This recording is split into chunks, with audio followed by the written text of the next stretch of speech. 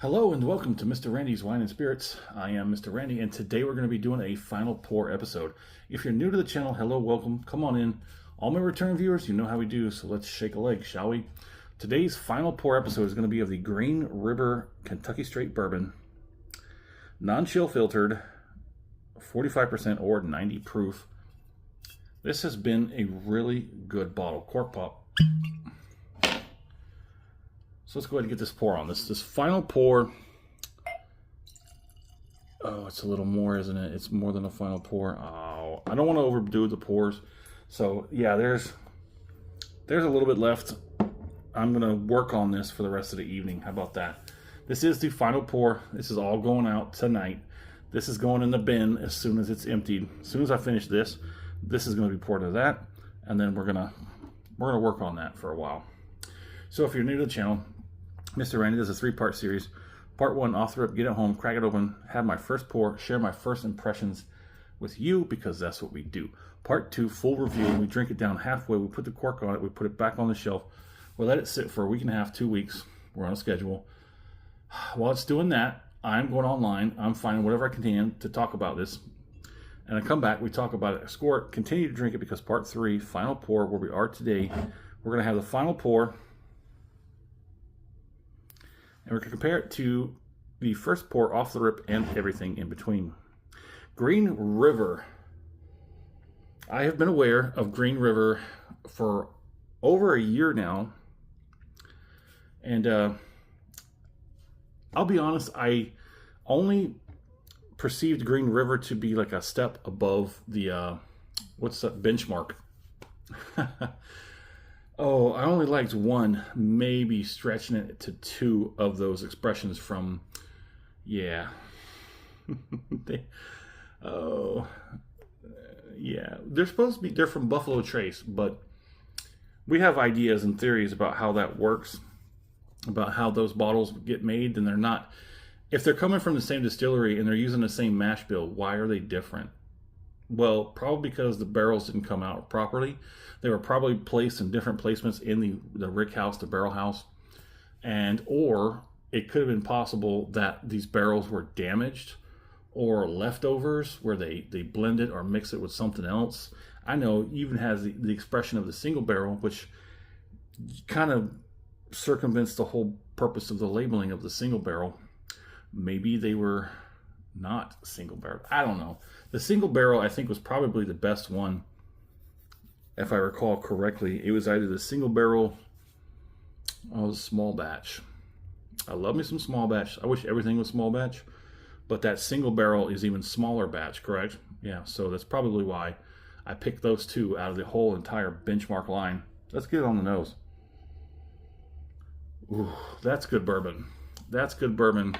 And I was looking at the pricing, and last time I was in my local specs, I was looking at it.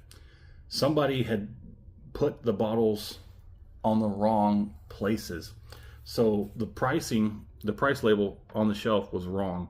This one said it was 40, while the barrel proof was over here and it said 30. I'm looking at it thinking, that's not right. Why would you price a barrel proof lower than just a regular offering? Yeah, I looked even closer and I matched up all the information on the tags, and yeah, somebody misplaced them. So this bottle was only about $30 on the shelf. I forget what I said it was on the full review, but let's go ahead and get this initial palating. Well, that's nice. That's nice. This is a solid bourbon for $30 on the shelf.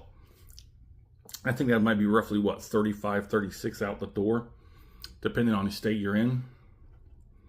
Here in South Central Texas now, in San Antonio, this bottle can be had for, yeah, $30 on the shelf at Specs.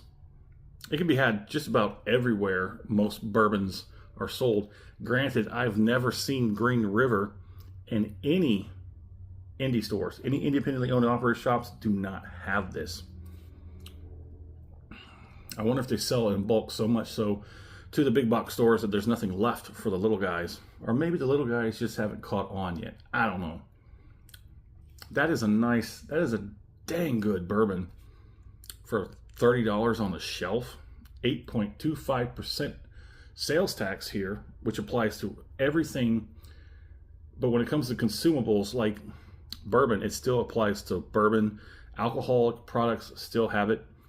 Most foods don't have that sales tax added. So it is possible you could go to the grocery store and you could get 100 items and walk out the door without paying 1 red cent in tax. God bless Texas. Let's go ahead and get that second one.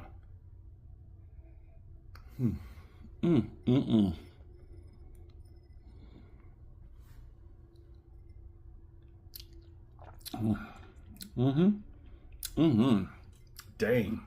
That's a dang good bourbon. That is a dang good bourbon. Kentucky straight bourbon whiskey.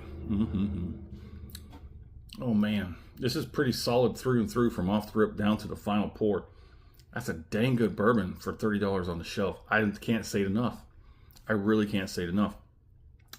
If you're watching this and you've never had a Green River and you actually enjoy Kentucky straight bourbons, you need to try this. This is the regular one. I skipped over the wheated because I don't care much for wheated bourbons. I really don't. I prefer rye over wheat in my mash bills. But a full straight rye is kind of hard to get around, to get, accustomed to.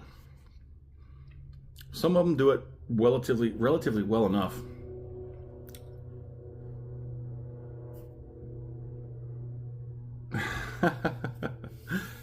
I'm glad I didn't have the windows open. We got a break in the weather. We've had overcast, wet weather, and low 50, 51 degrees was the lowest we got in the morning. And then it got up to about 65 in the afternoons. Today it actually it's hitting 80. It hasn't hit 80 yet, but it will in the next hour or so. It'll hit 80, and it's going to drop back down.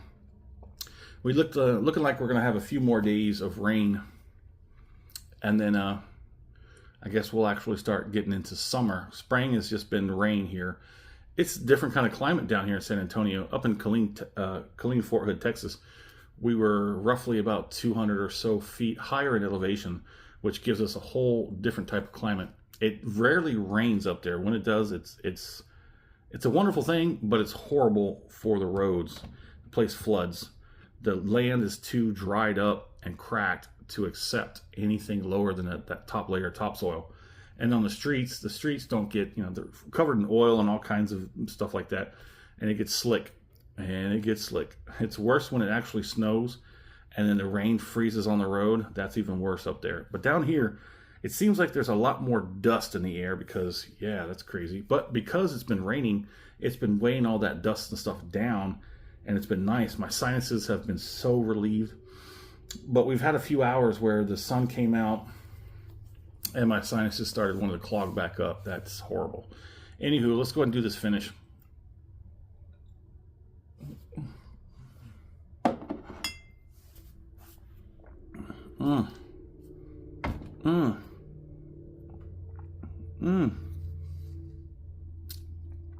Oh my goodness.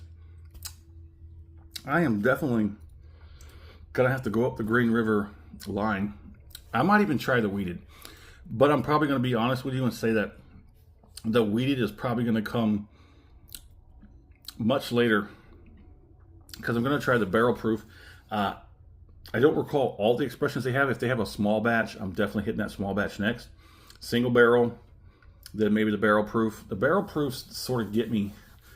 I don't know. I'm not too much caring for the barrel proofs. The too high proofs, I can't cut it. Always going to be thinking about that Wild Turkey rare breed at 116.8. Never going to forget that number. Never going to forget that number. That was the first high proof over 100 that I had. I think I had, the Wild Turkey 101, of course, but I mean, significantly more, like 16.8 more than 100 proof. It's easier to drink once you get used to it. Once you get into the higher proofs, I get it. It's easier to get a hold of that and to be able to drink that without having any issues. But I don't think I want to go that high. I might try it every now and then, but that's way too high. It's unnecessarily high for me. I want to enjoy it. I want to be pleasurable. I don't want to get kicks out of being masochistic. You know, I don't want to hurt myself so much that stuff like this is nothing. This is beautiful. This is wonderful for $30 on the shelf. It's amazing bourbon. It's got a great finish. It's nice and easy. I'm getting a lot of action going on in the cheeks, the jowls, the gums, and a little bit of heat in the background. Nothing here is overwhelming. It's not obtrusive. It's a solid bourbon. It really, really is. I think it's gotten just a little bit better on the second half of the bottle, to be completely honest. That first half of the bottle might be a little harsh, a little strained, but still really dang good. Bottom half is going to be much more mellow, much more laid back. You're going to get different flavor characteristics that are going to be able to separate, come apart, and you'll be able to pick them apart and enjoy them and be pleasurable more of it. Well, like I said, I am going to finish this bottle. Maybe not in the next couple minutes, because I want to enjoy what's left of it. So at least give me, yeah, that's going to be at least an hour. That's an hour's worth of enjoyment. Now, yeah, I just did drink that in the last, 12 minutes. But this rest of this, I'm going to sip over this and enjoy it because it's the last of it. I will be buying more Green River, abso-freaking-lutely. Can guarantee you on that one. If you liked the video, go ahead and hit that thumbs up button. If you haven't subscribed to the channel, go ahead and do so while you're there. That way you can bypass the algorithm and get these videos as soon as I release them. In the comment section, I'd like to know where in the world you're at. What are you currently drinking? And if there's anything special going on in the world of libations around you, let's talk about it. Have you had a Green River? If not, you're missing out. If you have, let's talk about which one you had and where you think I should step up from here. I'm definitely going to go for something maybe in a small batch next, or a single barrel. I'd like to do small batch, single barrel, and then we might do a barrel proof. But there it is. As always, thanks for stopping by here at Mr. Randy's Wine and Spirits. Have a dang good one.